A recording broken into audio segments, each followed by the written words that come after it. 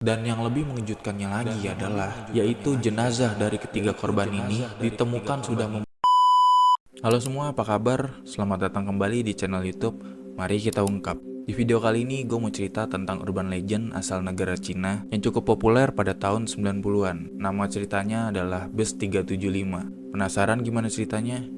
Mari kita ungkap.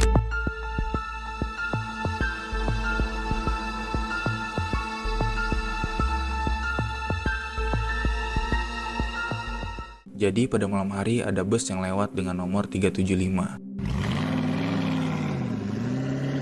Nah, bus ini tuh bawa 4 orang penumpang, yaitu supir, kondektur, seorang nenek tua, dan seorang pemuda. Awalnya semua berjalan dengan lancar sampai di halte berikutnya. Nah, di halte ini ada 3 orang penumpang. Mereka berpakaian adat Cina dan wajah mereka tuh pucat. Meskipun awalnya menimbulkan kecurigaan, tapi semua berjalan dengan normal. Sampai akhirnya di tengah jalan, si nenek ini tiba-tiba teriak ke kondektur. Dia bilang kalau pemuda yang duduk di depannya itu adalah seorang pencopet. Akhirnya dituruninlah mereka berdua di kantor polisi terdekat. Nah, pas udah diturunin, si pemuda ini kesel dong. Dia nanya ke nenek itu, kenapa dia dituduh sebagai pencopet, padahal dia nggak ngapa-ngapain. Terus si nenek ini ngejawab kalau dia tuh baru aja nyelamatin hidup pemuda tersebut.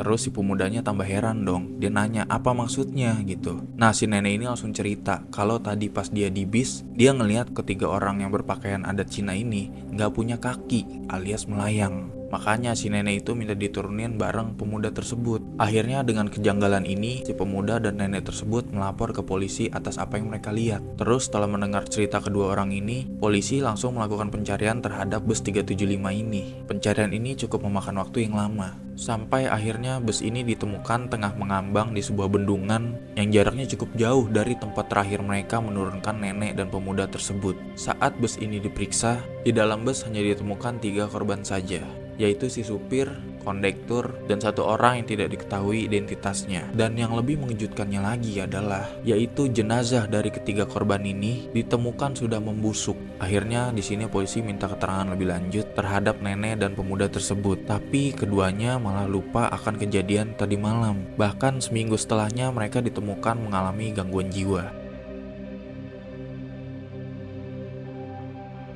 Jadi begitulah cerita pendek mengenai urban legend bus 375, sebuah cerita yang penuh misteri dan keanehan. Apakah hal ini benar-benar terjadi atau bahkan hanya sekedar cerita masyarakat setempat?